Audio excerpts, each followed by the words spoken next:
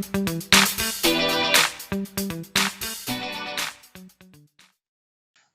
baik. Kita mulai ya. Kita mulai. Assalamualaikum warahmatullahi wabarakatuh. Berjumpa lagi dengan kami, saya Enrico dan teman saya Imran tentunya, dalam acara podcast Formatu. Yeay. Ini edisi keempat bulan Agustus. Ya, benar sekali. Dan kita kedatangan tamu yang spesial dong. Spesial tentunya. yang elegan tentunya. Ya, merupakan mahasiswa angkatan 2018 ya, dari jurusan PMPKN dan kebetulan dari Universitas Negeri Surabaya sendiri nih. Oh, ngecocok ini. Iya. Ngecocok dengan program juga ya. Iya, Dengan betul. tema sekali. Temanya ini apa, Kak? Kalau tahu. Temanya ini kali ini adalah kemerdekaan berkarya di era virtual. Oh, mantap ini.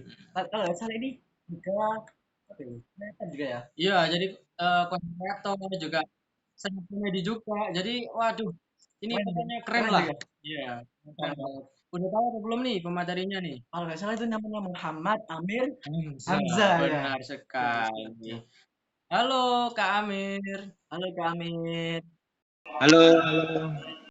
Apa kabar nih Kak Amir? Alhamdulillah baik. Sibuknya rebahan. Ya, langsung aja ya Kak ya. Kita mau tanya-tanya nih. Boleh, monggo. Perkenalan dulu Kak ya. Namanya siapa, terus prodi apa gitu Kak. Kak Amir. Kenalan dulu ya. Assalamualaikum warahmatullahi wabarakatuh. Waalaikumsalam warahmatullahi wabarakatuh.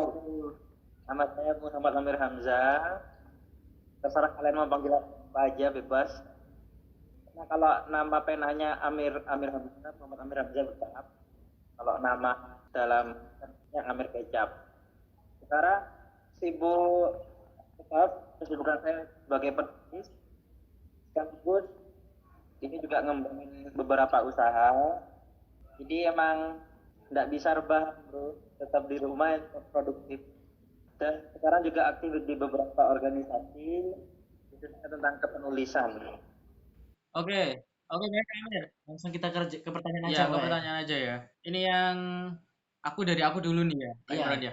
Apa sih makna kemerdekaan dari sudut pandang Kak Amir nih?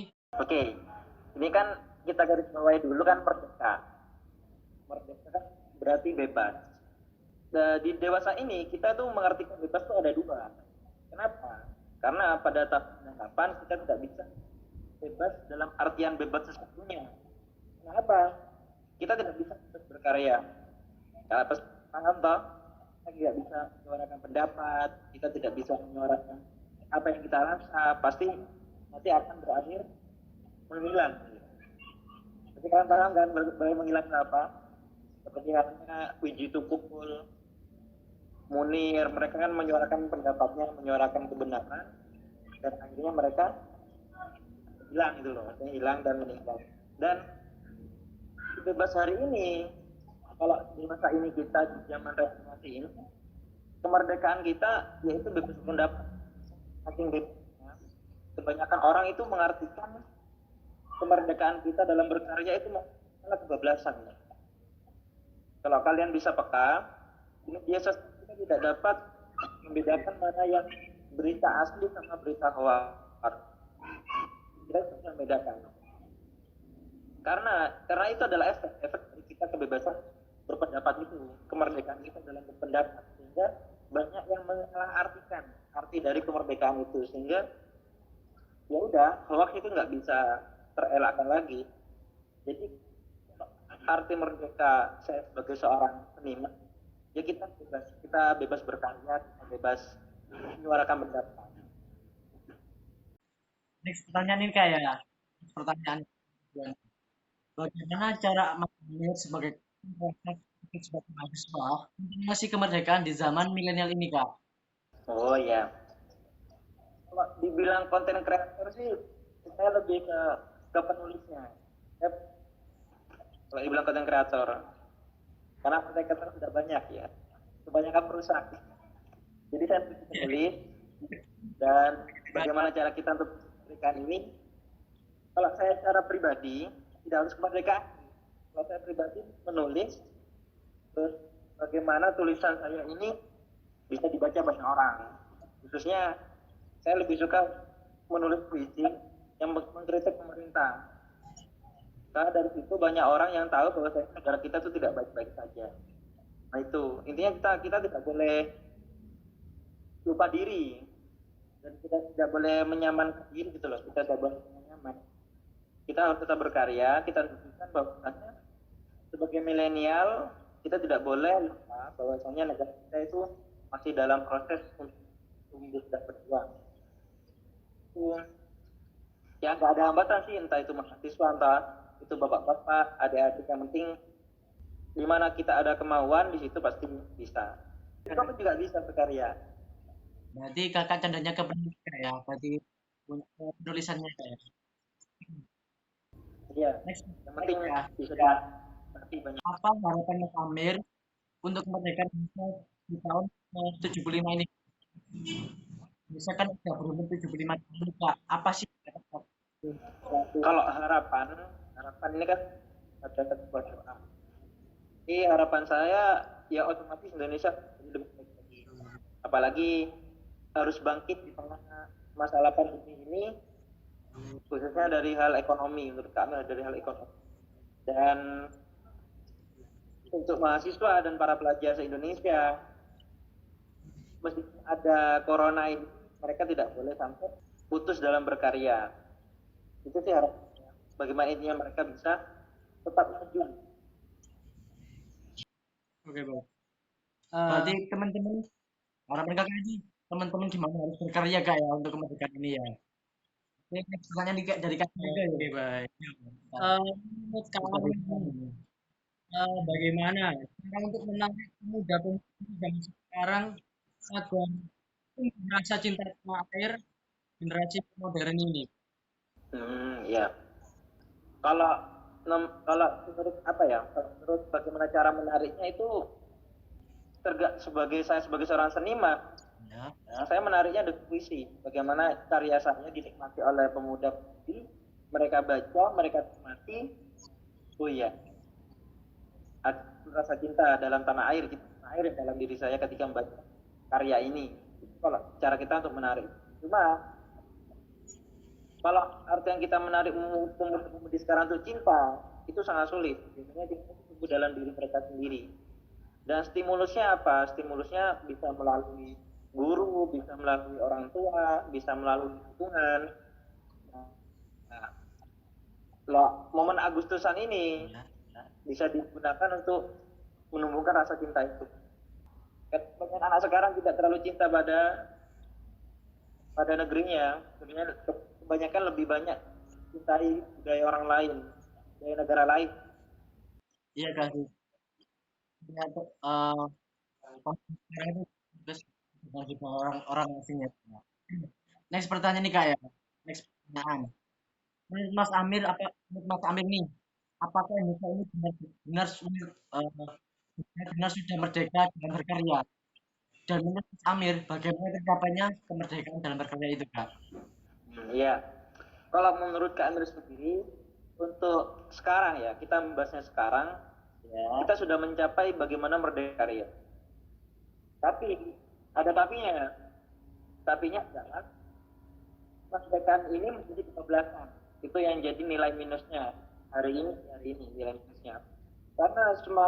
Karena banyaknya karya ini menuntut ke arah positif. Karya kan apa yang dinikmati dan kan seni, ada seninya kan karya. Bahkan seorang youtuber pun juga berkarya, mereka berkarya. Nah, saking bebasnya berkarya, mereka sampai kebablasan. Kalau kalian peka, kalian kan berkarya kan.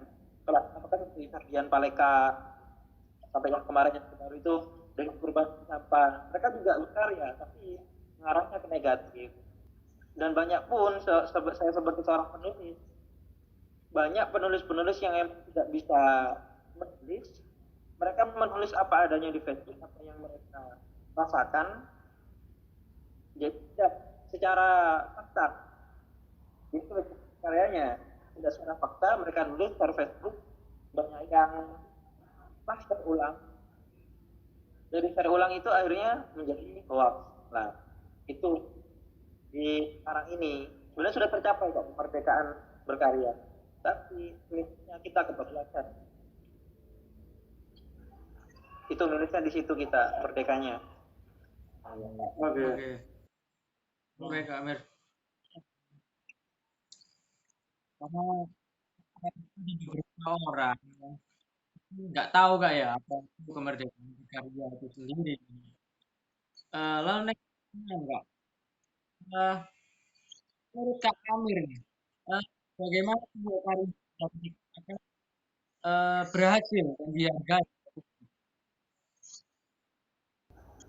Terus ya, bagaimana sebuah karya dihargai dan dengan berhasil dihargai oleh publik? Itu ya, itu sebenarnya tujuan kita. Kalau saya sebagai seniman, tujuan kita untuk menghasilkan karya itu. Misalnya kita lihat dari sudut pandang masyarakat, bagaimana karya itu dihargai. Pertama, ada penikmatnya. Yang pertama, yang kedua, ada yang mengapresiasi. Dan dari penikmat ini, mereka pasti ada saran, ada kritik, sama pujian. Itu sudah pasti. Nah, dari apresiasi ini seperti penghargaan. Nah, bagaimana kalau sudah dapat penghargaan, otomatis itu sudah dinikmati dan juga dihargai oleh publik, oleh publik. Jadi dapat dikatakan berarti ketika dia udah bisa memberikan karyanya. Cuma kan karya untuk dirinya sendiri, membuat kata-kata atau membuat puisi tapi disimpan sendiri, ya tidak ada publiknya di situ, hanya untuk kesenangan pribadi. Oke, baik Kak. Ini Kak, pertanyaan selanjutnya Kak ya. Ini Kak, ini Mas Amir nih. Apa kendala menyerupai melalui sebuah karya seni demi sertifikat nih Kak? Apa kendala menyerukan kemerdekaan melalui sebuah karya seni di masa pandemi seperti ini? Kendala dari upload apa kakak nih sosial atau bikin kreator ini. Iya, kalau kendalanya itu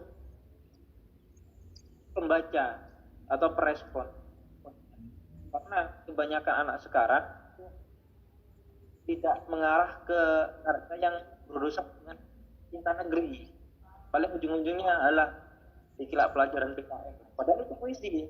Adalah ujung-ujungnya masalah negara itu kan. Nah, kebanyakan di situ.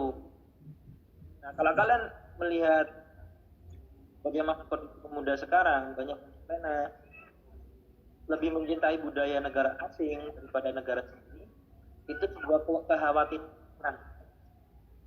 Karena kebanyakan jargon mereka kan boleh kita mencintai budaya mereka, tapi kita tidak mencintai negara kita. Itu salah. Kenapa? Cintanya mereka dengan budaya mereka dengan budaya negara lain, karena mereka itu sampai lupa bahasa dan itu lupa diganti bahasa Korea. Benar. Bahkan sampai orang Madura itu pakai bahasa Korea. Baik. Makanya kan ada sebuah survei kalau tahun 2050 apa gitu, tahun 2050 gitu, kalau bahasa daerah kita tuh akan semakin berkurang. Nah itu, makanya kalau kita kendalanya kita apa? Pemudanya ini yang atau penikmatnya yang tidak terlalu peka terhadap negaranya. Dan kesalahannya di mana? Kalau kesalahan di mana? Kita lihat bagaimana faktor yang menyebabkan mereka tidak terlalu cinta pada dirinya. Dari keluarganya, dari sekolah, sekolah itu juga berpengaruh, khususnya PKN-nya ini. Dan juga dari lingkungan. Bagaimana lingkungannya? Seperti halnya sekarang merayakan atau enggak keputusan itu. Nah begitu. Oke, baik Kak Amir. Jadi ini merupakan kita bersama ya, memberikan informasi, memberikan Ilmu baru ya, atau bagaimana baru untuk mencintai budaya yang kita miliki. Karena anak-anak milenial saat ini itu lebih cinta kepada budaya. Iya. Ini Kak ya. Next pertanyaan nih Kak. Kak Riko, Menurut Mas Amir nih, bagaimana cara yang paling baik dalam sosial media untuk memperingati hari kemerdekaan di tengah wabah COVID-19 nih Kak? Oh iya, cara paling menarik ya. Kalau dibilang cara paling menarik, menurut saya semua orang untuk saat ini yang melaksanakan lomba baca puisi online, lomba buat video pendek tentang hari kemerdekaan, banyak. Cuma kalau sederhananya, kita cukup buat status aja. Kita cukup buat status tentang kemerdekaan atau kondisi kita terhadap bangsa ini, tapi tetap ya, kita tetap mengutamakan fakta. Fakta itu penting. Kita kondisi bangsa ini bagaimanapun itu, kita utarakan perasaan kita, terus kita share. Nah, dari situ karya kita kan dibaca banyak orang dan juga dinikmati sama publik kan, apalagi khususnya kita share di media sosial. Nah, itu menurut saya cara paling unik lah, paling unik dan sederhana dengan lebih menarik. Itu cara paling mudah dalam kondisi saat ini. Khususnya saat corona ini pasti banyak yang lebih menghabiskan waktu depan smartphone ketimbang di sosial kan. Iya, Jadi iya. akhir bahan Iya Kak.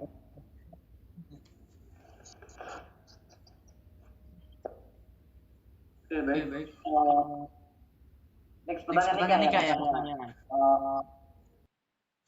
Menurut Mas Amir nih, hari 17 Agustus ini apakah sudah cukup untuk mewujudkan bahwa itu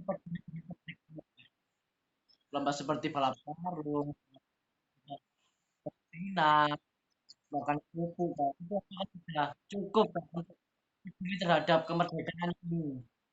Jadi, Oh iya. Kalau menurut saya pribadi sih, kalau dibilang cukup sih, ya cukup aja. Ya, karena itu memperingati kan. Ini kan memperingati. Berarti kan kita merayakan apa yang dilaksanakan pada waktu itu. Kalau dibilang cukup sangat cukup, karena justru tidak semua tempat bisa merayakan Agustus ini. Namun outputnya apa dari Agustusan ini?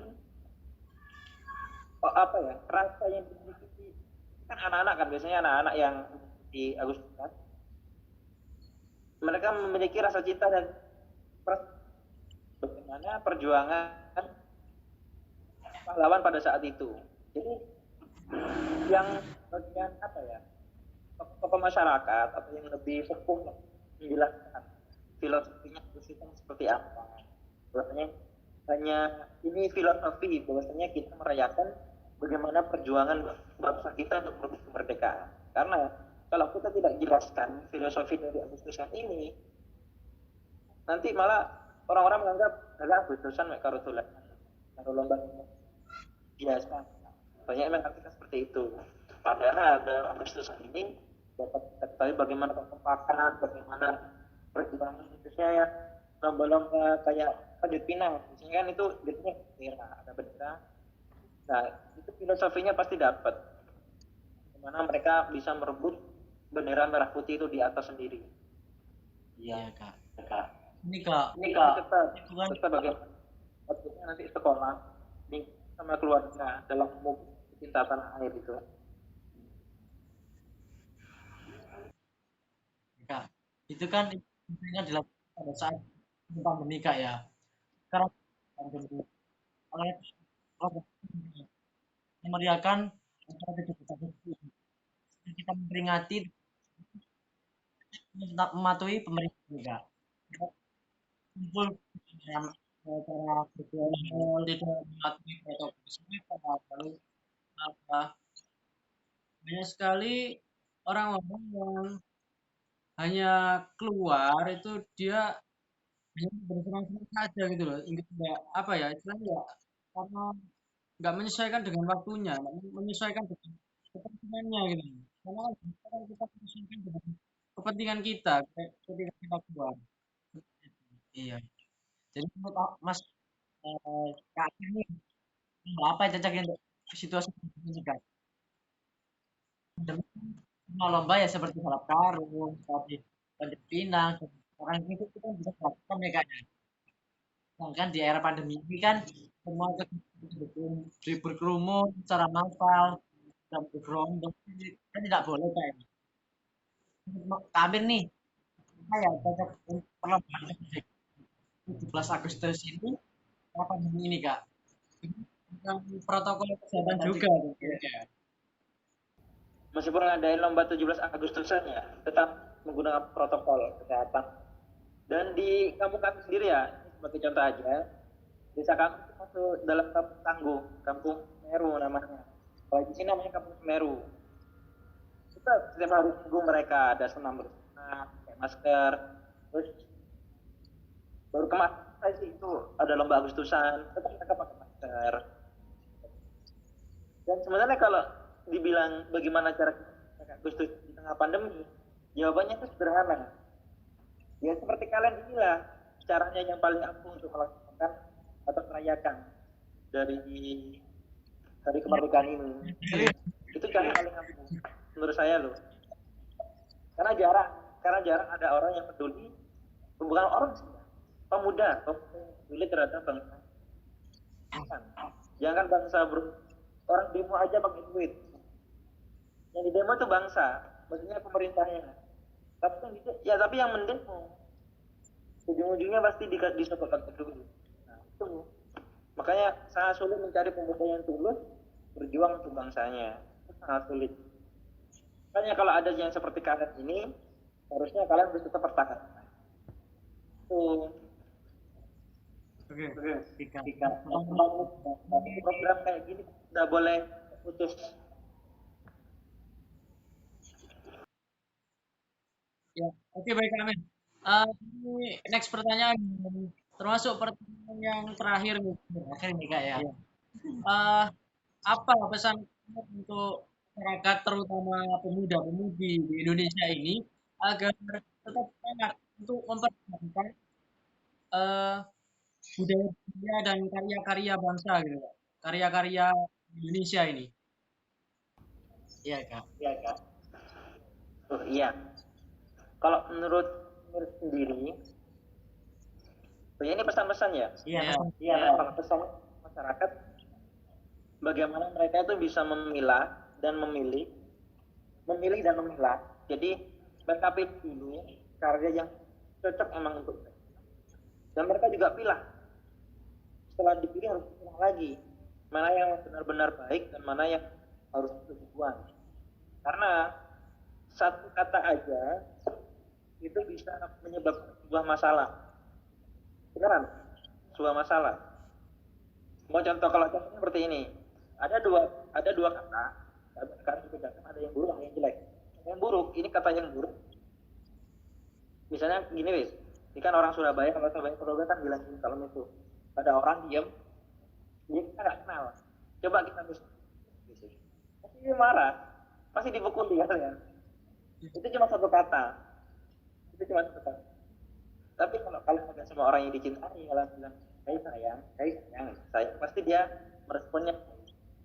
Nah, itu kalau kita bedakan dari kata-katanya. Nah, cuma kalau sekarang ini masyarakat tidak terlalu bisa membedakan mana yang mana yang enggak.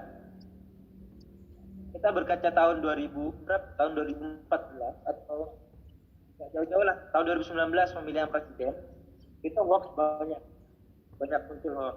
Ya. Ya, itu kan buzzer, banyak penyerang buzzer. Nah itu yang paling berbahaya karena kalau dibilang kita bagaimana cara kita menjaga kemerdekaan, sebenarnya penjajah kita itu sekarang yang nampak banyak, yang nampak itu kan seperti negara-negara kita itu sudah nampak.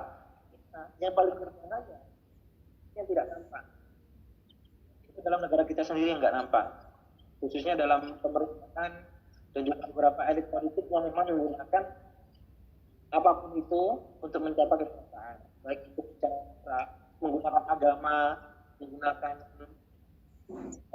hak politiknya, mereka menggunakan itu semua untuk mencapai kekuasaan. Itu yang sulit karena kemerdekaan itu yang paling penting untuk kita jaga saat ini. Ya. Baik. terima kasih telah meluangkan waktu mengikuti mengikuti materi podcast kali ini. sangat spesial guys. Spesial sekali. Ilmunya juga bagus sekali dan sangat berkesan teman-teman yang pemuda yang mencintai Tanah airnya tanahnya juga. dan karya-karyanya. Oke, Oke, dan saya Imron. Sampai jumpa di podcast bulan selanjutnya guys. podcast selanjutnya. Oke, dan wassalamualaikum warahmatullahi wabarakatuh. Firman, Kami selaku dari perwakilan dari podcast Formatu mengucapkan selamat ulang tahun ulang tahun ke- Indonesia yang ke-75 tentunya ya. Semoga semakin jaya dan jaya. Dan semoga para pemuda-pemudi memahami bagaimana mengisi kemerdekaan ini, dan semoga para pemuda-pemudi ini tentunya ya Kak Imron ya, Ya. dapat memberikan karya terbaiknya untuk negeri ini. Jayalah selalu Indonesiaku, dirgahayu Indonesia. Indonesia harga mati. Dirgahayu mati.